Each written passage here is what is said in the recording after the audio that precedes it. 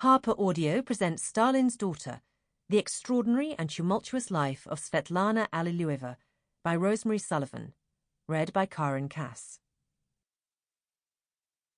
Preface. What would it mean to be born Stalin's daughter?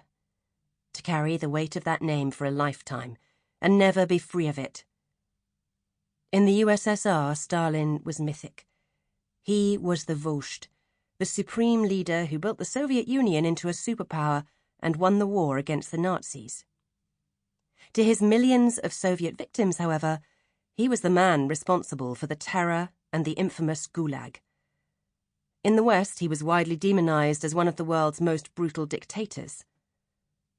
Try as she might, Svetlana Alliluyeva could never escape Stalin's shadow. As she lamented, "Wherever I go, whether to Australia or some island, I will always be the political prisoner of my father's name." In the USSR, her life was unimaginably painful.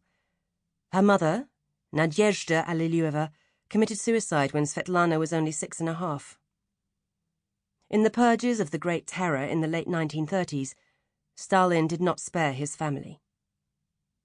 Her beloved Aunt Maria and Uncle Alexander Shvanidze, the brother and sister-in-law of Stalin's first wife, were arrested and executed as enemies of the people. Their son, Dronik, her childhood playmate, disappeared.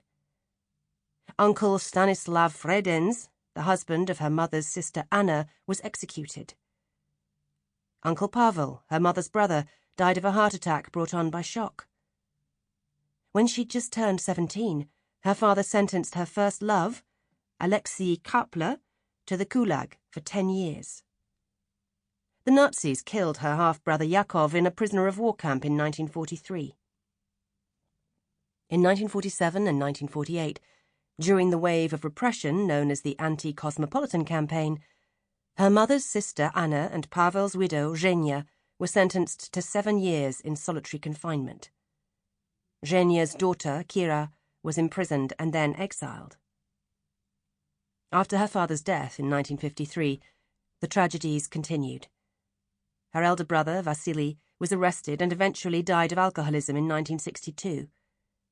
Her literary friends in the mid-1960s were sent to forced labor camps. When she finally found peace in a loving relationship with a man named Brajesh Singh, she was officially refused the right to marry him before he died, though she was given official permission to carry his ashes back to India. In the middle of her life, at the age of 41, Svetlana Alliluyeva decided impulsively to defect. On the evening of March 6, 1967, she walked into the American embassy in New Delhi requesting asylum. This was both an escape from her past and a search for the freedom denied to her in the Soviet Union, where she claimed that she was treated like government property. The American State Department initially refused her entry into the United States on the grounds that her defection would destabilize relations with the Soviets. She waited in Switzerland as diplomats searched for a country to take her. When she was finally allowed into the United States on a tourist visa, Americans greeted her as the most famous defector ever to leave the USSR. She was soon the millionaire defector. 20 Letters to a Friend, the memoir she had written in 1963 and carried out of the Soviet Union, was bought for an advance payment of $1.5 million. But she did not understand the concept of money. She gave away much of it, and soon lost the rest to the manipulations of Olga Ivana Wright, the widow of Frank Lloyd Wright, who lured her into marriage with Wesley Peters, the head architect of Wright's Taliesin Foundation. At the age of 45, Alliluyeva gave birth to Olga Peters. Her daughter was a consolation.